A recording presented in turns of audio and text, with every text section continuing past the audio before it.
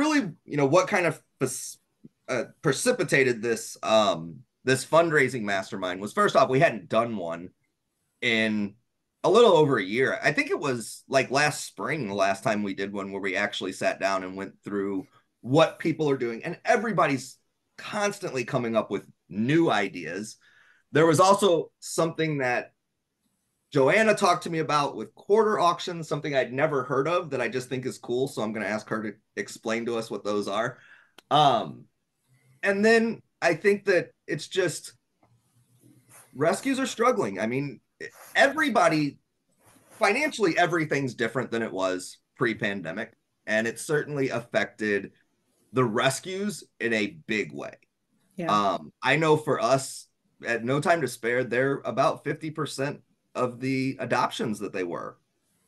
Adoptions are down, food prices are up, medical costs are up. Yeah. And so everybody's in this same kind of predicament. And so we started saying, okay, what's some things that people are doing that are working? I am a big proponent of things I can do that aren't event related. Joanna's a little bit better. She does a lot of events. So I work with a rescue here in outside of St. Louis called No Time to Spare. Joanna works with a rescue called Justin Bartlett that is actually a nonprofit animal hospital that also has a rescue. And so she does a ton of different events. What do you guys do, Joanna? Like six or seven, at least 6 or 7 events a year, right? Yes. So I also work part-time for the rescue. I'll just tell you that as well. So the events I mainly run aren't with the real estate group, although they don't mind if I promote it. But I do. So basically we do 4 signature events. We do a gala, which is now going to be a brunch next year. We do a run, which has been a 5K. We're going to change that to a fun run.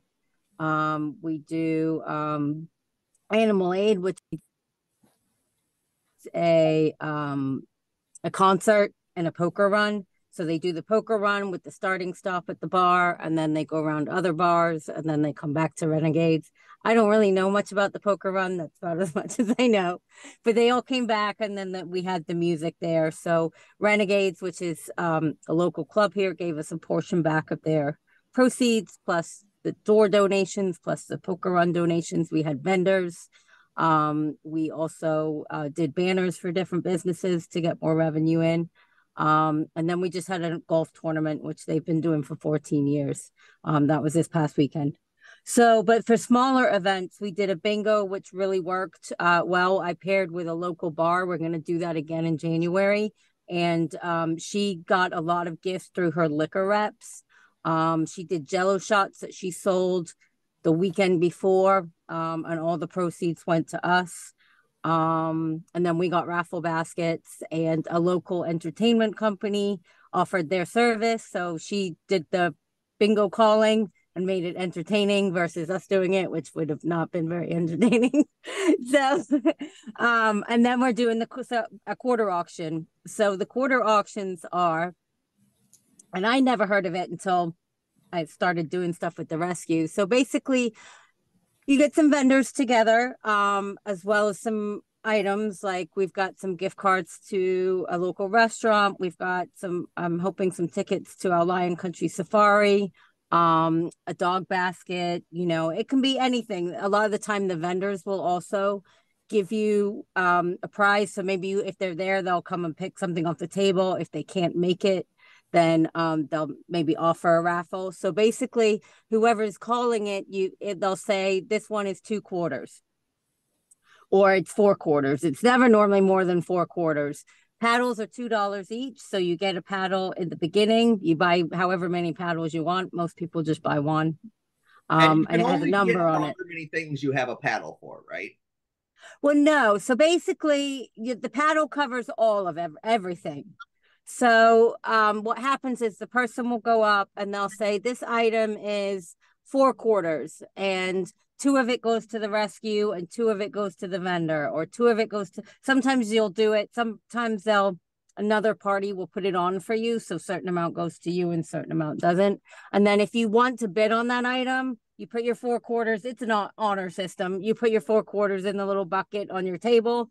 You put your paddle up. Someone comes and collects the bucket, and then they pull the number out. So, and your number goes back in. So you can win more than one prize.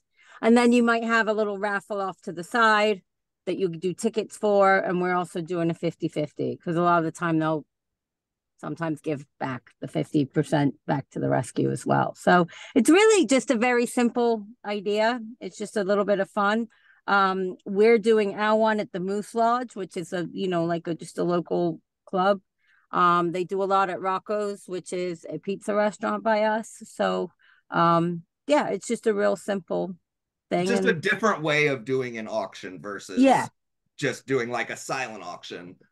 Yes, it's more fun, right? Yeah, it's more interactive. I usually take a roll of quarters. It's what $10, I think, a roll of quarters, and then whatever I've got left over. And usually, I might not spend much more than that. Sometimes I'll buy some more when I'm there, but it's a nice way to just win something fun, maybe something good for $10, and all the money goes to help. So I just, I think it's an interesting, fun, different way that you could do something that's fairly inexpensive to do, right?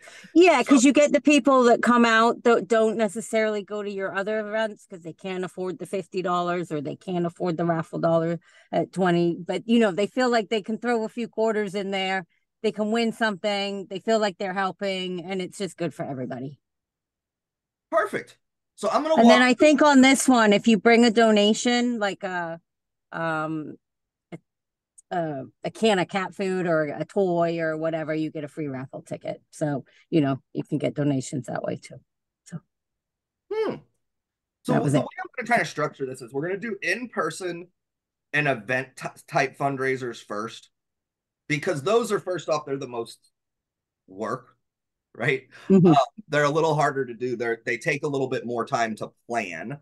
And then I've got a couple different ways you can do online and things like that are different. Can I chime in with a couple of things that I've seen locally that are kind of interesting? Yeah, chime in are they in person type or online type? One of each. Okay. What's your in-person type? And we'll start with that. So the in-person one that I saw Alaska Animal Rescue Friends do, which I thought was interesting, was they did a ladies' night at the strip club with the Australian Thunder Down Under, and apparently that was incredibly popular. And I don't know exactly the ins and outs of who got what, or if they were donating their time and all the proceeds went to them, or if it was a split or what. But I thought it was just so out of the box. I saw that and I started laughing. I'm like, that is really an interesting, an unusual way to do it. Have ladies' night out and I'll tell you one that we did that was kind of a little different, and one that I hadn't seen anybody do, at least here locally, was we did a flash tattoo. So if you guys know what flash tattoos are, they're when an artist makes a whole bunch of little different things and you pick which one you want. And we did it with a tattoo parlor we were associated with. They were like $50 tattoos. They take like a half hour to do, or 20 minutes. And half of the proceeds went to the artist and the other half went to the rescue. What I found out was it was really a really good, not only fundraiser, but bonding situation for everybody with the rescue. Because all of us went up and got a tattoo. That's where I don't know if you can see, I have my little homeless dog on my hand. There's some camaraderie that comes with getting tattoos with people. And we sat on the parking lot. It was like September of one year. It's like 70 degrees outside. We brought a hibachi grill and made hot dogs. We didn't raise a ton of money, but it was a great bonding situation for everybody that works within the rescue. So from that sense, it was a lot of fun. So a couple things. I put into ChatGPT. That's where all these are coming from. And then I figured I would fill in with the things that we've all done kind of personally. Um, I haven't seen a bake sale here, but I have seen there's one that does like a craft sale adoption drive. So I think you could combine those, Yeah. right? I have Do a like, client who's recently started a bakery, and I talked to her about potentially buying her baked goods at cost and then selling them. And she's definitely, into it, and it'll also give her some exposure. And I like doing that with an adoption drive because I was trying to figure out, do I do it at my office and invite clients, or how do I do that? But I think that's really cool to do with an adoption drive, assuming the pet store would let us do that. oh yeah. Are you guys with PetSmart, one of the big ones, or is it a local pet store? Well, we go to either Animal Food Warehouse, which is local, or Pet Zoo. It's got two names, or PetSmart. It's whoever has space for us. Alaska Millen Feed's another one. We do adoption events wherever we can schedule them, whatever big pet store will let us in for that the weekend we have puppies or adult dogs that need adoption. Yeah. So we don't have anyone in particular that we work with. Yeah, I love the idea of doing adoption events really at any event other people have going on too. So I would encourage you all to find ways to piggyback off of other events other people are planning. We just did one recently. There's a little local meat market. He has just a lot of local products and things like that. And we just 2 weeks ago, he does a customer appreciation, and I said, hey, can we bring some dogs down? Is that okay? And he let us. And I mean, we ended up with donations. We sold a lot of goods. I don't know that any dogs got adopted. But it was a fun thing for everybody to come to, and we didn't have to do any of the work, which is also really nice. Believe it or not, I know people outside of the rescue world don't realize it. There's not a whole lot of spare time in the rescue world. So organizing some of these things can be a challenge. I was hoping Jamie would come on because she does a costume contest fun walk, and she's done it for several years. But I like that idea. I think, again, it's a lot to take on. But I mean, I think she's at a couple hundred people coming every year now after 3 or 4 years of doing it. Well, the thing I think about with some of the in-person events that take more time and effort is, since we're all in real estate, I could see combining, and this is one of the things I want to try to figure out, is I do client events anyway.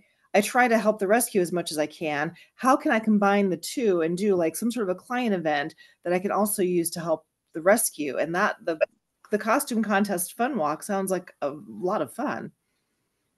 I'll try to find a time that we can make Jamie jump on with us and walk it, because she's already worked her way through a lot of the challenges that pop up, right?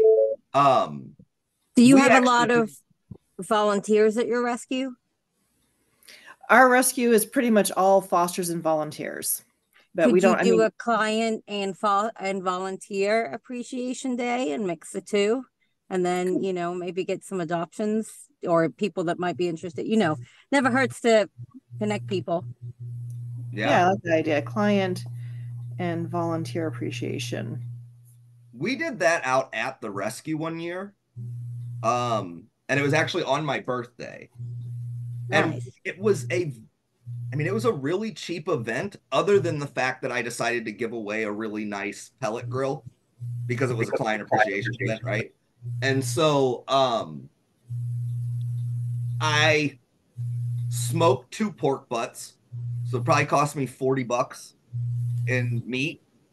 And then did bags of chips and obviously buns, and then the grill, and everybody got to come see the rescue and how everything works. Yes. Out at the sanctuary, So the neat thing with No Time to Spare, of course, is we don't just have dogs and cats. They have ducks and chickens and a disabled cow and horses. And so everybody gets to see all of the different animals they brought in. But yeah, I think anytime you can kind of combine real estate with the rescue, I mean, I think a client appreciation event all wrapped around it. And we even did one when I was with KW. We did an office one that was like called Dog Days or something, and we had people come out. Um, I will encourage you that if you do that stuff, if you have a good dog trainer, bring your dog trainers. People love to see them work with their animals, and it's really good business for them because everybody's dog's acting crazy. There you go. One of the So, things I'm doing right now is I'm doing a pumpkin decorating contest, which I've done for a while, but to get more, in a combination of to get more interest from my clients and also do something good, I'm off, for every entry I'm getting, I'm going to donate $5 to the rescue. And I've got people going, oh, I normally wouldn't do it, but we're going to do it because we want to, want to donate. And then once I get all the entries, I put them on my Facebook business page and have people vote on them and such. So it's a good way for me to get engagement. But I figured combining that with the rescue, I mean, it's not going to bring a lot of money in. I mean, if they get $100, it'll be a lot, but I figured at least it's something, and it also makes people aware of the animal rescues. Another thing I do is in my listing package, I have a list of the top rescues because we have a reptile rescue that I try to support. We have a guinea pig rescue that I try to support. I do Alaska Dog and Puppy Rescue. It's who I mostly foster and volunteer for, but some people love cats. And Clear Creek Cat Rescue is where I've adopted a bunch of my cats. So I have a list of different rescues, and I say for every commission or every closing, I donate a portion of my commission to a rescue, and I let them pick. Are you guinea pigs? Are you into reptiles? Are you into cats? Are you into dogs? Who would you like me to donate this to? So yeah, I figure it all creates awareness. absolutely. And I think a lot of times the awareness is as much as is as important as the fundraising for the specific event. I Mhm. really do. One of these that popped up that I had, the dog wash day.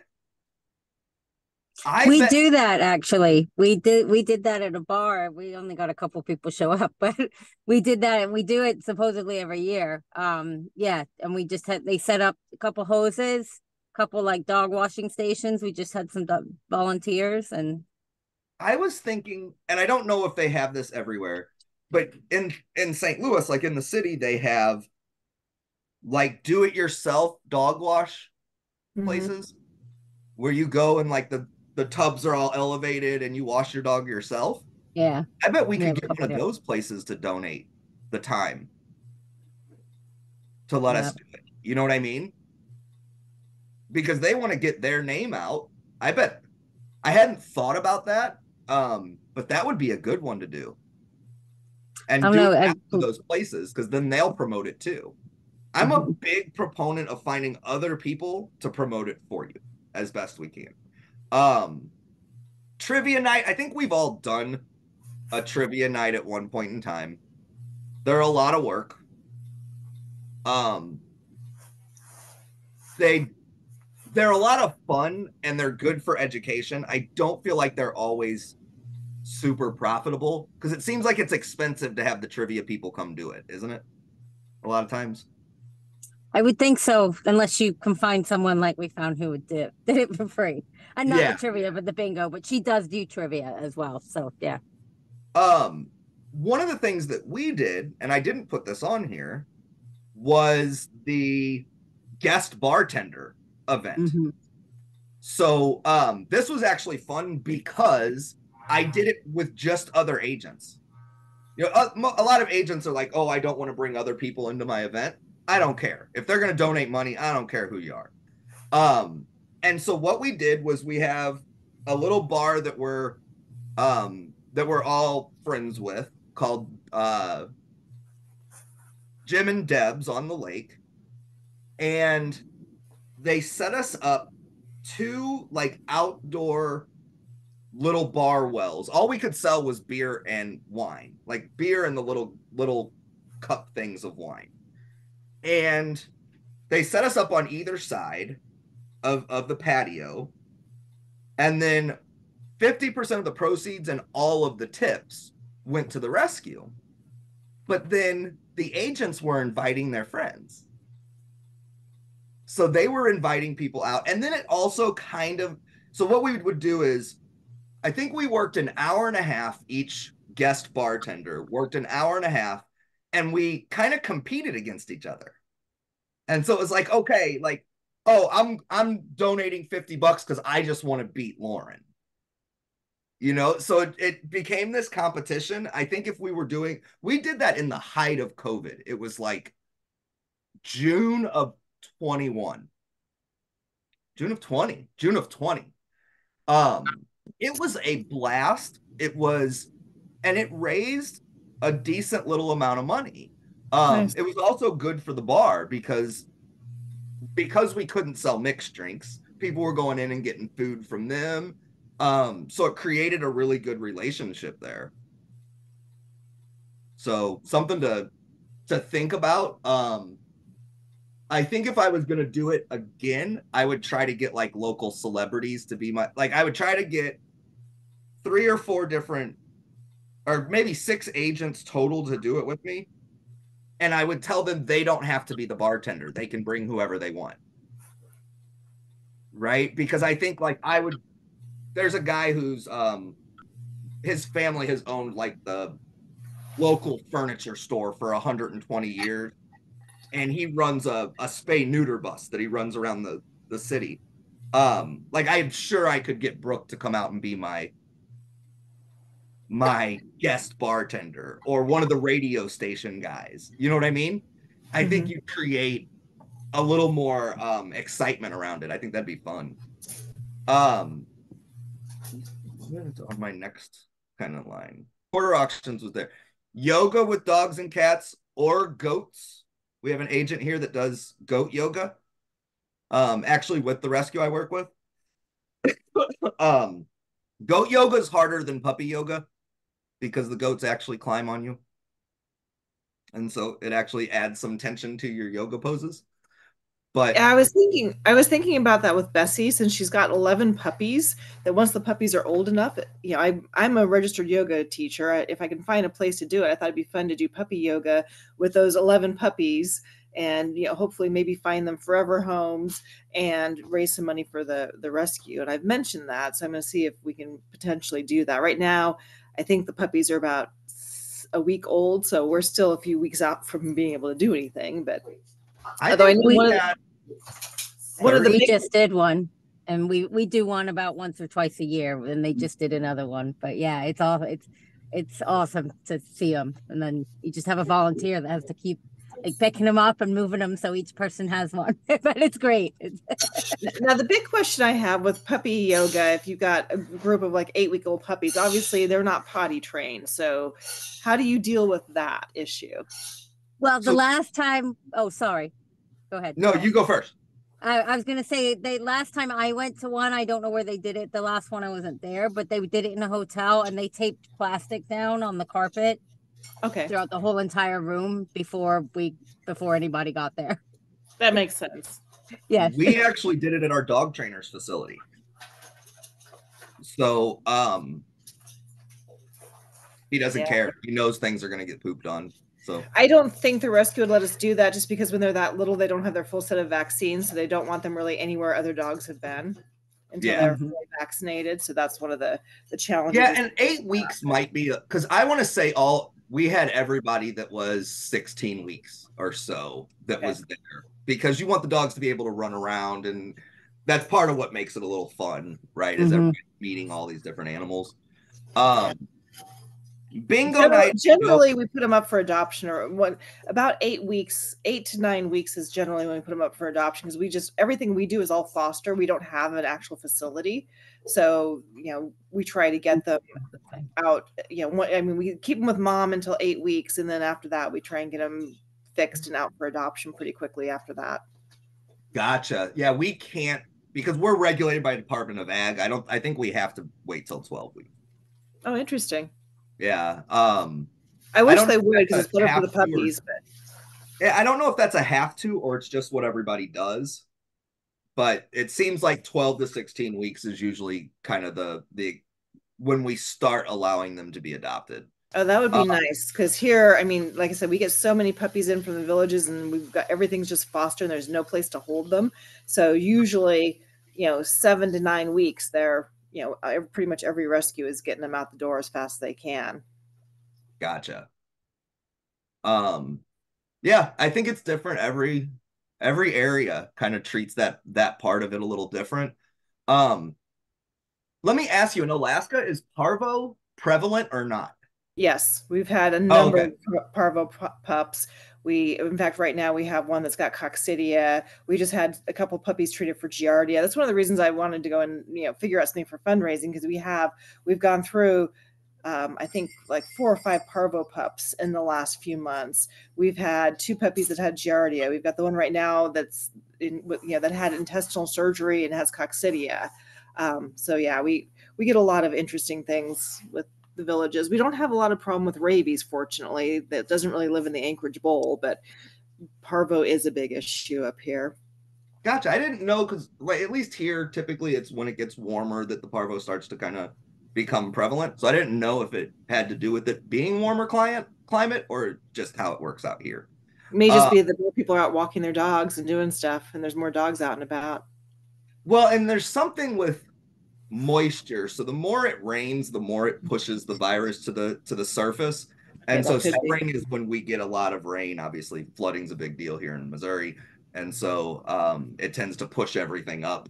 And My yeah. dog is banging the doorbell to try and go out. I'm gonna let her out real quick. I'll be right back. Okay.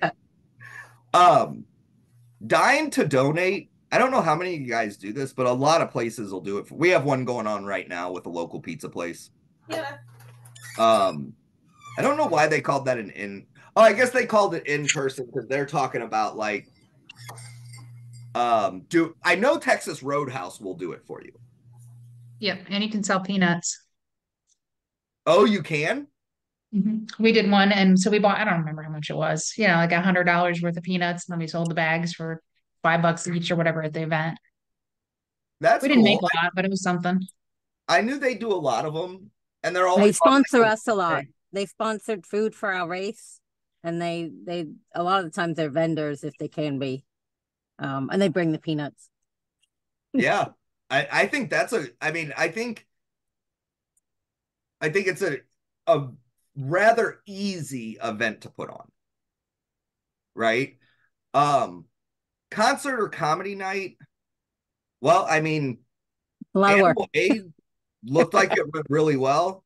It One of did, the yeah. things that we did as a real estate team for Animal Aid, which I think was really good, is because of our relationship with the rescue, we actually ran ads for them on Facebook for Animal Aid. What did I tell you we spent? $62? Something like that. It wasn't a huge amount. No, we spent $62 and got that message out to 78,000 people. It's the best Wow. advertising program I've done on Facebook. Um, for the cost, the return was amazing for the rescue and for the event. So if anybody's ever doing that and they want me to walk you through how we did that ad program, I'm happy to do it because it was What kind of an event was this one? it was a concert.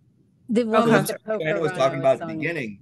They had I think three we ended up making about just over 10,000 profit Wow. from it. yeah, and I mean, it was three like cover bands, and they did a couple other like the poker run and this stuff around it. But I think it's a big event to put on. It was not an easy event for them to organize, but it's probably is it your biggest event of the year, or is the gala I still would bigger? say the golf is really, which we just had last weekend, and so the golf's been going for 14 years. Animal Aid, this was only our second year, and this year we did it inside because last year it didn't do well because it was outside and it's rainy season and it was hot and yeah. So anyway, so I think next year I think it can only get better from here. Yeah, and I think that's the thing that we all miss is the consistency. Yeah. And that's what Jamie said about doing the walk and pet costume contest was, the first year you don't get a lot of people. No. And then you learn what you did wrong, every year. And so you fix it every year. You go, okay, like tomorrow we're having a meeting about the golf to see what we could do so we can figure out if there was anything that went wrong and what we can do better next year. And they've I been would doing it for encourage, 14 years. if rescues end up watching this, if any of my rescue friends, after an event, you should always do a debriefing. Mhm. And I think most of the times we don't get to do it because we're all exhausted from putting on the event. But within the next couple days, you should really do a debriefing and walk through what worked and what didn't, so you can already have the plan for next year. Because if you wait until next year, you'll forget all the problems that came up. Yeah. I think I do sometimes that with my client events. It's Oh, that's because it makes sense. It's like, okay, and I always do what went well, could be improved, what should I keep, and what should I drop?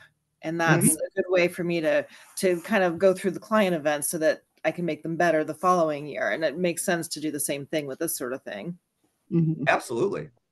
Absolutely. What's our next one? Online and social campaigns. So these are fun. These to me are easy, right? They're fairly simple to set up. And really, once you set them up, they can run forever, right? The virtual pet photo contest, and you could do this with as a costume contest too. We did this. It raised a couple $100 for the rescue. But it took me 30 minutes to set it up. Mm-hmm. There's a program that I used. It's called GoGo Photo Contests. And I want to say they gave 80% or something like that too. Like is the percentage that they give. And I don't remember exactly how we did it, but I want to say it was $2 or something for an entry. And I had some people that entered 9 pictures. You know, but GoGo Photo Contest, again, it's easy. You set it up. It gives you a very basic list to work off of. Here's the stuff you do. And then you just share it out on all your social media. And it is a fun, like I said, once it's set up, it's really just sharing it every week or so. Yeah. I love the idea of doing that with a costume contest for Halloween, because then it's not just, how does your animal look, but it's like, how creative were you with the costume, and what did you come up with? People have there's certain animals that are more photogenic than others. Like my heart cat that died a year and a half ago, she was a tortoiseshell, beautiful cat, but I could never get a good picture of her. In the 13 years I had her before she passed away, I did not get one good picture because she had this weird pattern on her face and her body, and she just was not photogenic at all. I have another cat that's a Siamese that is the most photogenic cat I've ever had. So that's why. Well, and GoGo lets you vote. Mm-hmm. So everybody puts their, like, it doesn't charge people to vote, or you can make it charge per vote. We didn't do it that way. We just charged for the entries. Right. And then the positive of that is everybody's going, hey, vote for my dog to win this contest. Mm-hmm. So you get a lot of other people promoting what you're doing. Is there a prize? We did we did a couple different giveaways. One was like a little plaque that we bought. I want to say we bought it for $30, and it just said first place winner and had a like the picture that they submitted. Okay. But yeah, we just did something little because for most people it's more about the it's more recognition than it is the prize. Yeah, that makes sense. Prestige of winning, so to speak. We did I forget what competition it was a few years ago, but I did a bark box as like or a chewy, one of those chewy boxes or whatever it was, because it was easy because I could then send it right to their house versus having to. Oh, that's good. Yeah. So especially if they, especially for online, yeah. So that's another option that's easy. So the dogs are barking. So let's see. Monthly sponsorship. This is something I'm seeing more often at different places. Like, I think for Justin Bartlett, they should be doing it. Yeah. We do have some dogs that are on sponsorship. Do you? Mm-hmm. Either they're on sponsorship because they're for medical reasons, or they're, what's the word? They're probably they need a special owner. Let's go with that. Right. Well, I know I talked with them about doing like sponsoring the whelping pen. Right. Right. Yeah. Letting people sponsor the whelping pen or sponsor specific kennels. Well, I think once we get the monies to do our shelter, that's more of an option for us. Right now, we don't. It's hard. Yeah. Where we I'd are. say that's what we were doing at Yeah. No Time to Spare. We talked about. I don't know that Carol was ever able to really get it off the ground, but I think there's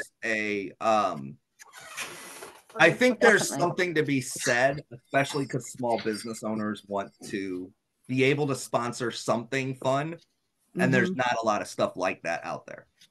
So I think if you get the right business owners, I like that. Monthly sponsorship program got Megan. We need to sit down and talk about how we do that better. Because one of my like just mental goals with the rescue is to figure out a way to get $1 a month from every one of our followers on Facebook. $1 a month. Because if I can get $1 a month from every one of our followers, it's $250,000 a year. Yep. You know, for you guys, it's more than that. It's $500,000 a year for Justin Bartlett. But they started that the beginning of last year. I talked to them about it, and we each did a video on it, and then it kind of just fell off the face of the earth because nobody was consistent with it on social media. I think there's got to be some way to actually set it up properly. Yeah. Because you can't just ask people to donate $1. I think there's got to, but that has to be the mindset, right? Yes. It's $1 a month. Because if you can get $1 a month from everybody, most of our rescue friends would feel pretty good.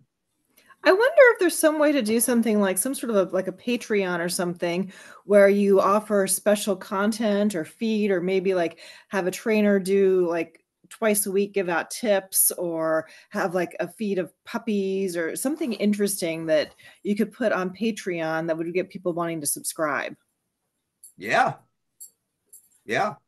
And one of the things that we're getting ready to do out at the rescue that I didn't put on here, because of the way TikTok works, TikTok gives relevance to live video the longer that person's on a live video. So if I'm on a live video for 10 minutes, it's not gonna have a whole lot of people see me. If that live video is on for an hour, a lot more people are gonna see me. And the reason that's important from the rescue standpoint is I'm trying to figure out a way to put a video in the whelping pen so that when everybody closes for the night, you know, usually about 7 o'clock, 8 o'clock, everybody, all the volunteers are gone, and it's just Carol and those that live on site that are taking care of the animals. Just turn that on and let it run all night. Because a lot of people will just go on TikTok and watch puppies playing. There's no doubt in my mind that, right? And I think we can raise a lot of money doing that. I really do. I think that there's just, I don't know that I haven't seen anybody else doing it. And not only do I think you could get revenue from TikTok and all of that stuff, but I think you could probably, again, have somebody sponsor it. Yeah. You know, sponsor it for a week and you put their logo in the corner. So one of the most successful long-running fundraisers I've seen up here is done by Friends of Pets Anchorage. They just had it. They have an annual quilt auction, and they do it as an online auction. It used to be all in person. Now it's more online. I think you can do some in person. And I don't know the ins and outs of what they do, but they do a ton of marketing around it. And it's kind of like this big thing that they do every year where they get quilts, and they have some small pieces too, like, you know, pot holders or small things. And then they have the big quilts that are more expensive, and it's just this big auction. And I don't know if people donate them or if they do get a small fee or if they pay for materials and people make them. I don't know the ins and outs, but the quilt auction has been a really successful fundraiser for them for years. Yeah, I like that. My mom's a quilter, and she made us a quilt that it was a rescue themed quilt that we did an auction on probably, it's probably been 3 years, but it was neat. I mean, again, it's something that takes very little time and effort away from what you're doing rescue wise. Right. Of course, I think everybody knows about wish lists on Amazon or Chewy.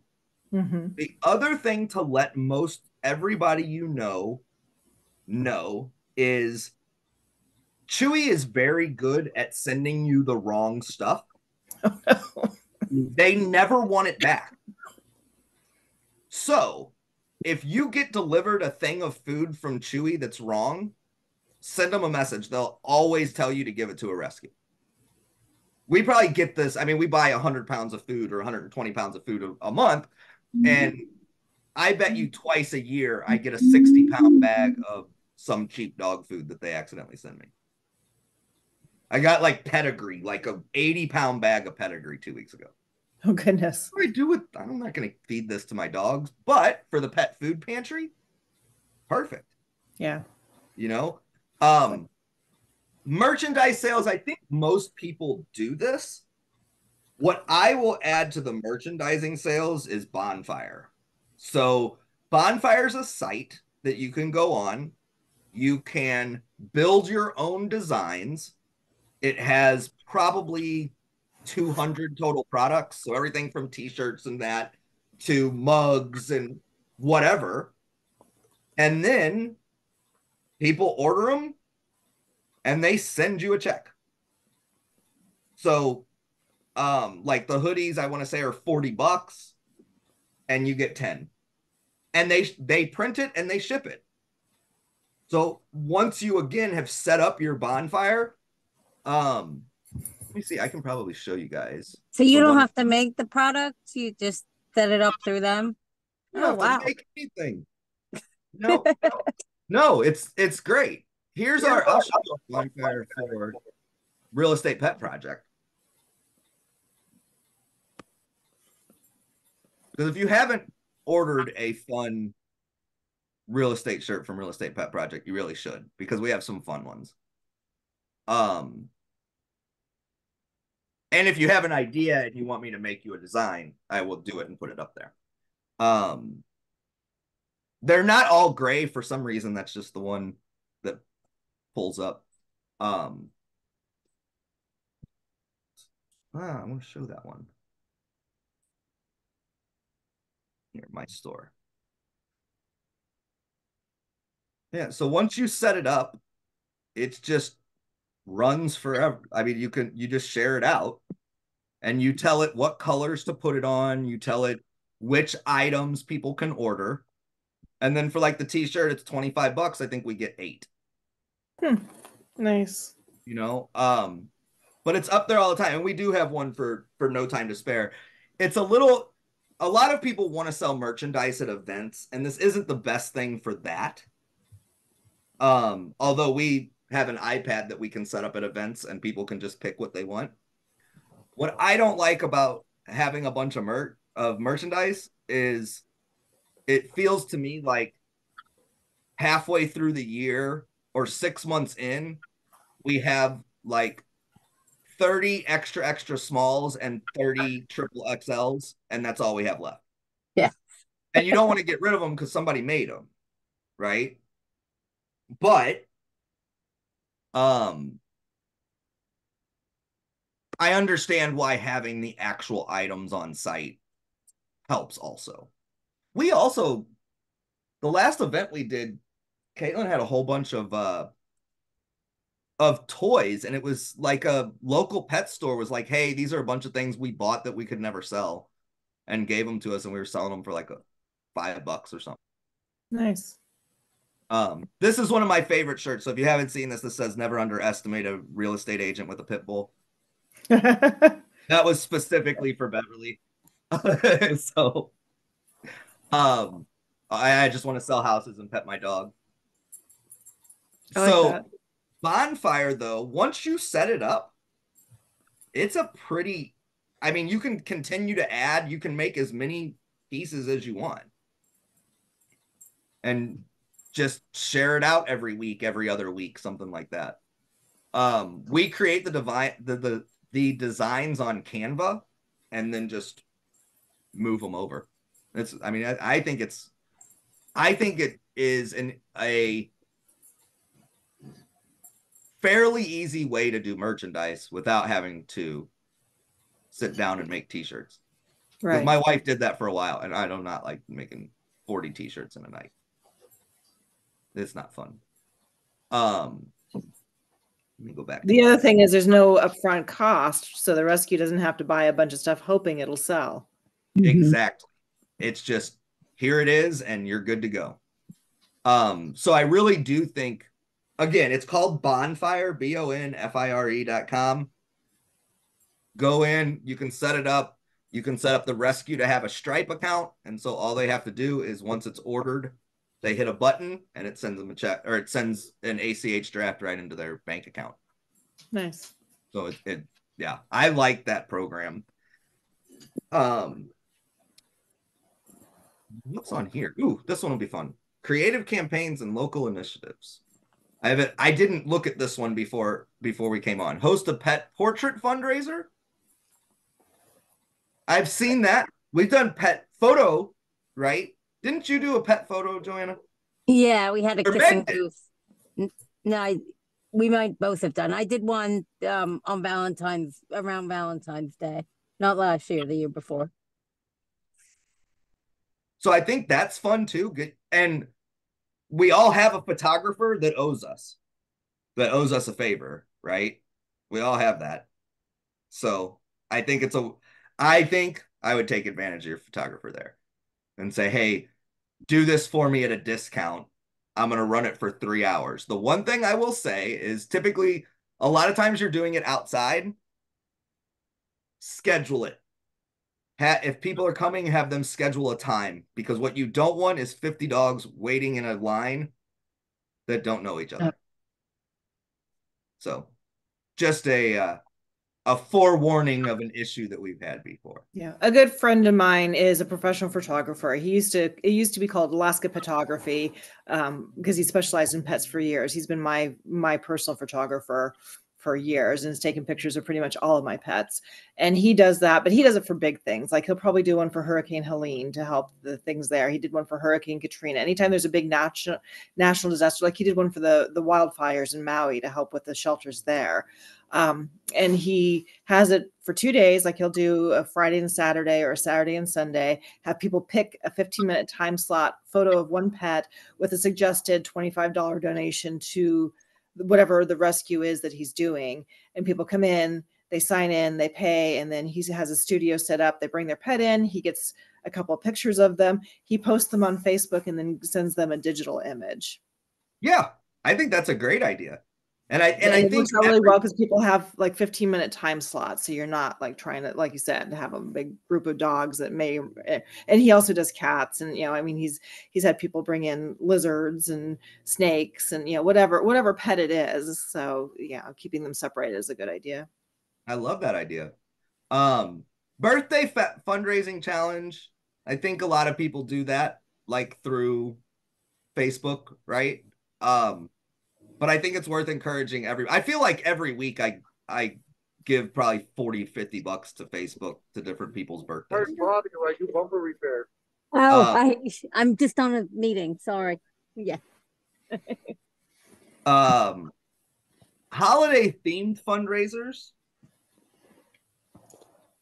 I've never sold holiday cards or ornaments. Anybody? One of the things I was thinking about was to do, I don't know if it's big down there, but like little pop-up events, like little pop-up vendor events around town where local vendors pay money to go to some place and sell things. I was thinking about maybe doing something like that, but having proceeds go, or at least part of the proceeds go to a pet fundraiser, because we have holiday craft bazaars and pop-ups just all the time. I'd almost do that along with, like we were talking, kind of like the bake sale. I would do a craft. Oh, Timber. This is one of my foster kitties. I would do like a craft or like a local products pop-up. I think that would, and do an adoption event alongside of it. Mm-hmm. Right? I think that would be, I think you'd get a lot of response there. Mm-hmm. I know some of the I have to jump off. I'm sorry. I have a meeting at 4 with my mentee. So You're good. I'll see you later. Um, Okay. I never seen this. Sponsor a meal. Ask people to sponsor a meal for the animals. Never heard of that. Huh. And donation matching campaigns. There's a lot of big businesses that will do this. I know, like here in St. Louis, Anheuser-Busch has one. There's usually a wait list, but if you can get on that, what it allows is it allows employees of the company to donate to you, and then typically the employer matches, and it'll be like up to so many $100s a month or something like that. I know Anheuser-Busch does it. I know Bear does it. And I think Purina still does it, but I'm not 100% sure. Okay. But that's one I haven't really gotten involved with, but I think if it's a bigger rescue, I think the big charitable organizations already do that. So maybe you're able to get in and say, hey, help out the small guys too. I don't know. I know like American Cancer Society, a whole bunch of places allow you to donate to them. So guys, we've been on for an hour. I didn't realize it would go that long. But if anybody has questions, or if you've got an idea that you just want to walk through with some other agents and rescuers, let me know and we'll all jump on and we'll walk through the event and tell you, here's the things that we've done, here's the things that have worked for us. And I think that there's some I think that's what we're here for, is to all be able to help each other. Yeah. One of the things I really want to do is my business has been really down because I shattered my ankle a little over a year ago, went through 3 surgeries, lived in my recliner for 6 months, wasn't really able to work, and wasn't able to do client events or get together with clients. So what I'm trying to figure out is really, how can I do something that's a client event that can also do fundraising? So I'm thinking about like I said, I was thinking about a bake sale because I've got a client that's willing to do stuff at cost and then sell it. Just trying to figure out things I can do where I can get my clients together. I thought about, because all the rescues have lists of, we need food, we need puppy pads, we need whatever.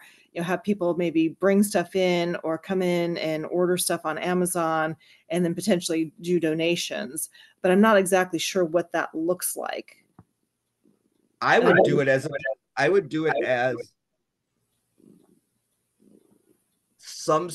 okay, here's what I think I would do. I would do it as an auction where you have all the baked goods out. For everything you donate, you get a ticket, right? Mm-hmm. And then you pull a name for each ticket, or for each product or each thing. I think that's going to get you the most bang for your buck as far as donations per item. Okay. I think that's why the quarter auction thing works, is because there's a lot of donations towards a single item, right? That makes sense. And so that's what I would do, and then invite everybody to come out. Do it just for a couple hours. I think you'd end up with a pretty good response, especially from your own clients. Okay. I know we did the client appreciation event out at the rescue. I think there was $800 in the jar, and that was just from people just coming up and throwing money in the jar. Nice. So I think sometimes as agents we don't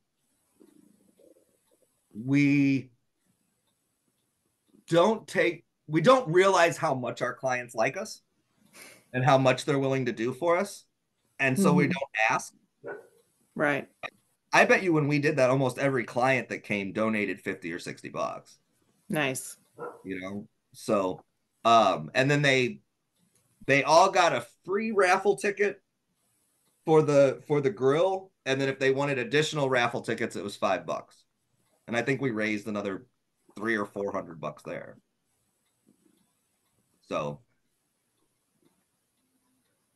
Well, if you guys come up with anything that you want to walk through, let me know and we'll find a time that we can jump a couple people on and walk through it. Jamie, if you end up watching this, I am going to make you come and do your costume contest thing because I know you've done 2 since the last time we did it. So I'm sure you've learned a lot. Wonderful. And I appreciate you doing this at a time because I'm in Alaska and mornings are tough for me. So I appreciate you doing this a little bit later so I could jump on. Absolutely. And we will try to be better about that. Because our East Coast people tend to be loudest, Meg.